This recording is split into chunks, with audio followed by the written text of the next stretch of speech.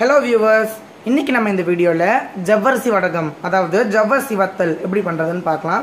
இது பாத்தீங்கன்னா அப்பலாம் வந்து நம்ம கடையில காசு போட்டு வாங்குறதுக்கு பதிலா இந்த தடவை நம்ம வீட்லயே பண்ணலாம். எப்படி பண்றதுன்னு வாங்க फ्रेंड्स நம்ம சேனலை பார்க்கலாம்.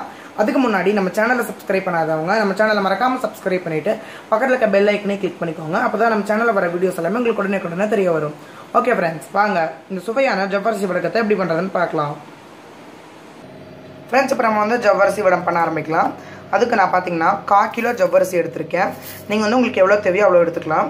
ஜவ்வரிசி வந்து ஒரு பவுலில் சேர்த்துக்கோங்க. சேர்த்துட்டு அதில் 2 கிளாஸ் அளவு தண்ணி சேர்த்துக்கலாம். தண்ணி சேர்த்து நம்ம பார்த்தீங்கன்னா மினிமம் ஒரு 6 மணி நேரமாவது ஊற வைக்கணும். நல்லா ஊறினாதான் ஜவ்வரிசி வந்து நல்லா வந்து உங்களுக்கு வந்து பொரிஞ்சு வரும்போது நல்லா வரும். அது மட்டும் இல்லாமல் அப்போ தான் வேகும் சீக்கிரமாக. வந்து இதை வந்து நல்லா 2 தடவை நீங்கள் அலாசி விட்டுக்கோங்க. அலாசிட்டு இதை வந்து ஒரு மினிமம் ஒரு 6 மணி நேரமாவது ஊற வச்சுக்கோங்க. அதுக்கு மேலே ஊறினாலும் தப்பு இல்லை. நல்லா ஊறினா தான் நமக்கு வந்து வடகம் நல்லா வரும். நீங்கள் மத்தியானம் போட்டிங்கன்னா வந்து சாயந்தரம் வந்து இது எடுத்து பண்ண ஆரம்பிக்கலாம். இப்போ வந்து இது ஊற போட்டுடலாம். வாங்க இது வந்து ஊற வச்சுட்டு இப்போ அடுத்து என்ன ஸ்டெப்னு பார்க்கலாம். நம்மளோட ஜவ்வரிசி பார்த்தீங்கன்னா நல்லா ஊறிடுச்சு. இப்போ வந்து நம்ம வத்தல் பண்ண ஆரம்பிக்கலாம். அதுக்கு ஜவ்வரிசியோட தண்ணியை வந்து நல்லா வடிகட்டிக்கோங்க. ஆனால் கொஞ்சம் தண்ணி வந்து மிச்சம் இருக்கணும். இப்போ அந்த தண்ணியோட வந்து ஒரு கடாயில் சேர்த்துக்கோங்க. சேர்த்துட்டு ஒரு சொம்பு தண்ணி நல்லா சேர்த்துக்கோங்க. அந்த ஜவ்வரிசி வந்து நல்லா முழுகணும்.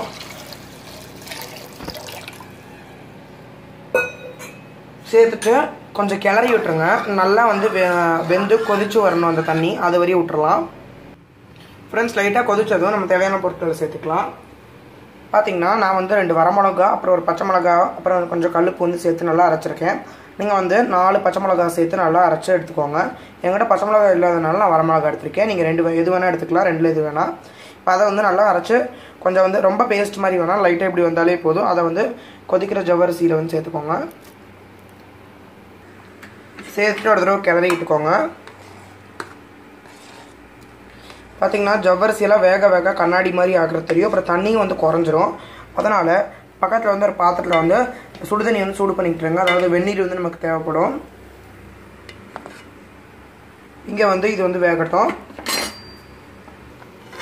ஃப்ரெண்ட்ஸ், நல்லா கிளறிட்டுக்கிட்டே இருங்க, அப்படின்னா அடி பிடிச்சிரும். லைட்டாக கொஞ்சம் நேரம் கிளறிட்டு நம்ம வந்து தேவையான உப்பு சேர்த்துக்கலாம்.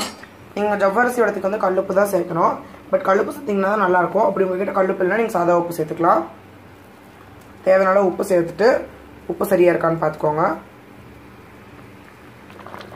ஃப்ரெண்ட்ஸ், உப்பு வந்து சரியாக இருக்குது. உங்களுக்கு வந்து 2 வரமிளகாயை பார்த்திங்கன்னா நல்லா காரத்தை கொடுக்கும். அதனால் நீங்கள் வந்து நல்லா ஒரு மிளகா எடுத்தால் போதும்.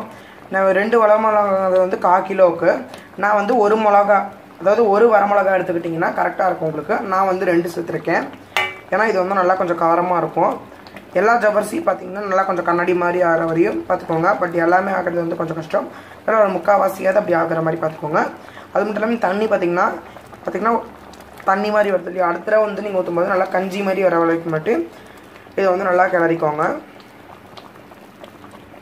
ஃப்ரெண்ட்ஸ், இப்போ நம்மளோட இந்த ஜவ்வரிசி பார்த்திங்கன்னா லைட்டாக வந்து நல்லா எல்லாமே கண்ணாடி மாதிரியாக இருக்குது. அதே நேரத்தில் வந்து அந்த தண்ணி வந்து திக்கனாக இருக்குது பாருங்கள். இப்போ நீங்கள் கிளறாம விட்டுருந்தீங்கன்னா வந்து உங்களுக்கு நல்லா அடி பிடிச்சிருக்கும்.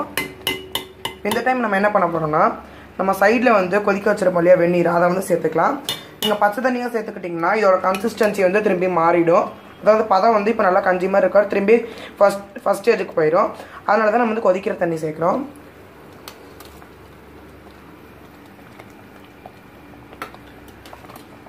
ரெண்டு கரண்டி தண்ணி சேர்த்துக்கலாம். சேர்த்துட்டு நல்லா கிளறி விட்டுக்கோங்க. இது இன்னொரு 10 நிமிஷம் வந்து நல்லா வந்து கொதிக்க விடுங்க. நீங்கள் மினிமம் ஒரு 1/2 மணி நேரமாவது நல்லா கொதிக்க விடணும். அப்போ தான் வந்து நமக்கு வந்து வடை வந்து கரெக்டாக வரும். ஃப்ரெண்ட்ஸ், இப்போ நம்ம சுடுதண்ணி சேர்த்து திரும்பி வந்து பார்த்திங்கன்னா நல்லா அந்த சுடுதண்ணியெல்லாம் வற்றி நல்லா திக்காயிடுச்சு. இப்போ வந்து நம்ம அடுப்பை ஆஃப் பண்ணிவிட்டு நம்ம போய் வடகை வந்து காய வைக்க போகலாம். வாங்க ஃப்ரெண்ட்ஸ், இப்போ பார்த்தீங்கன்னா உங்கள் மொட்டை மாடியில் நல்லா வெயில் அடிக்கும்போது நீங்கள் வந்து ஒரு வெள்ளை வேட்டியை வந்து நல்லா இப்படி விரித்து சைட்லலாம் வந்து வெயிட் வச்சுக்கோங்க. ஏன்னா காற்றுக்கு பறக்காமல் இருக்க நல்லா இப்போ மேங்கிறனால நல்லா வெயில் அடிக்குது. ஃப்ரெண்ட்ஸ், வாங்க எப்படி காய போடுறதுன்னு பார்க்கலாம். காய போடுறதுக்கு பார்த்தீங்கன்னா வேஷ்டியில் ஒரு கரண்டி நம்மளோட ஜவ்வரிசியை வந்து எடுத்துக்கலாம். பார்த்தீங்கன்னா நீங்கள் டைம் போக போக திக்காகிட்டே இருக்கும். ஒரு கரண்டி ஜவ்வரிசி எடுத்து அப்படி ஊற்றிக்கோங்க.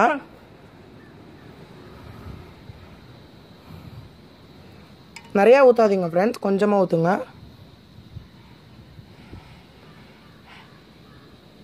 இதே மாதிரி வந்து நம்ம எல்லா ஜவ்வரிசியும் வந்து நல்லா இந்த மாதிரி வடகம் ஷேப்புக்கு வந்து போட்டுக்கலாம்.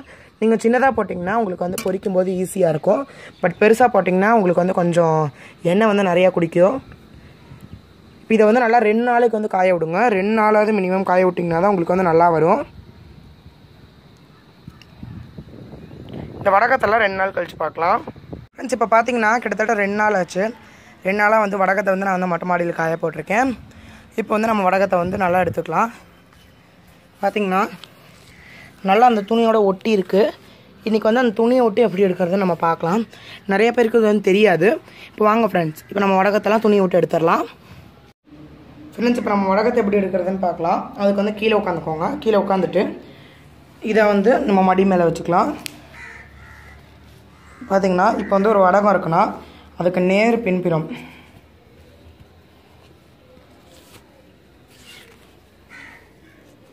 இப்படி நேர் பின்புறம் இருக்கும்ல ஃப்ரெண்ட்ஸ், அந்த வடகத்தை வந்து இப்படி திருப்பிக்கோங்க. முடிந்த அளவுக்கு ஒரு 4 வடகம் வந்து திரும்புகிற மாதிரி இப்படி திருப்பிட்டு இந்த ஒட்டி இருக்க இடம் பார்த்திங்கன்னா நல்லா தெரியும்.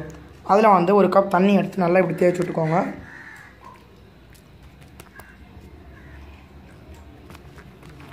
நல்லா அதோட பின்புறத்தில் வந்து நல்லா தேய்ச்சிடுங்க.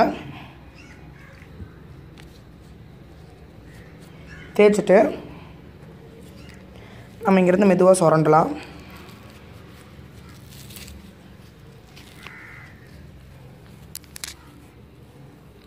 பாருங்கள், இப்படி பின்னாடி தேய்ச்சிட்டு நீங்கள் அப்படியே பிடிச்சி இழுத்திங்கன்னா வந்துடும் வடகம்.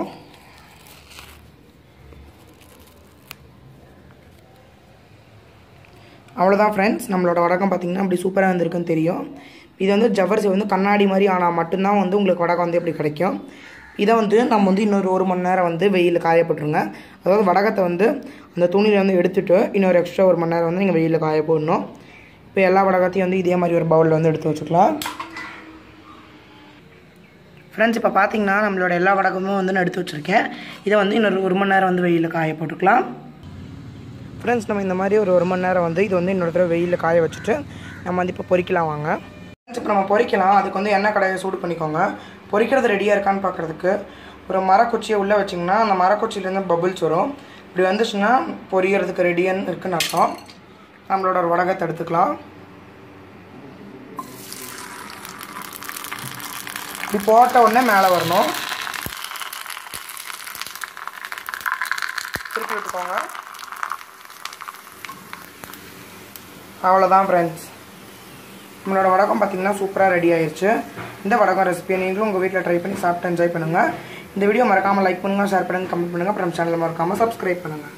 தேங்க்யூ.